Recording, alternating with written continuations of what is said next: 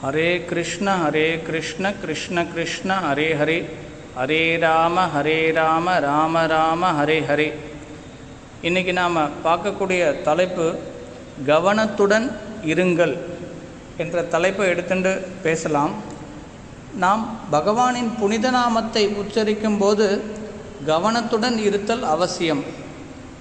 அதற்காக ஜபம் முடிந்த பிறகு கவனமில்லாமல் இருத்தல் சரியானது அல்ல. பக்தர்கள் ஜபம் செய்யும்போது ஜபமாலையில் ஜபம் செய்கின்றனர். ஜபம் முடிந்த பிறகும் தங்களுடைய மனதின் மூலம் தொடர்ந்து கிருஷ்ணரின் சிந்தனையில் இருக்கின்றனர். வெறும் ஜபம் செய்யும்போது மட்டும் பகவானை நினைத்தல், ஜபம் முடிந்த பிறகு பகவானின் சிந்தனை வரவில்லை என்றால் நாம் பக்தர்கள் கிடையாது. ஸ்ரீல பிரபுபாதர் கூறுவார், 16 மாலைகள் ஜபம் செய்வதன் மூலமும் மற்ற நேரங்களில் மனதினால் தொடர்ந்து கிருஷ்ணரை நினைக்கும் வண்ணம் கவனத்துடன் இருக்க வேண்டும். நம்முடைய வாழ்வில் கிருஷ்ணரை மறக்காதவாறு அமைத்து கொள்ள வேண்டும். கிருஷ்ண உணர்வு என்பது எப்பொழுதும் பகவான் ஸ்ரீ கிருஷ்ணரை நினைத்தலும் அவரை மறவாது இருப்பதுமே.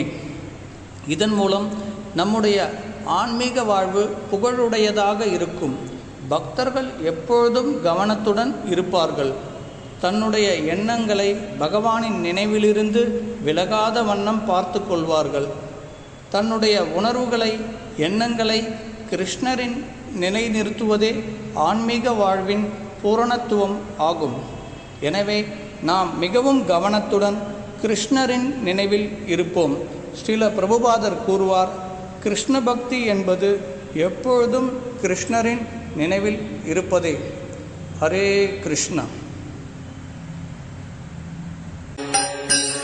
ஹரே கிருஷ்ணா ஹரே கிருஷ்ணா கிருஷ்ண கிருஷ்ணா ஹரே ஹரே, ஹரே ராம ராம ராம ஹரே ஹரே, ஹரே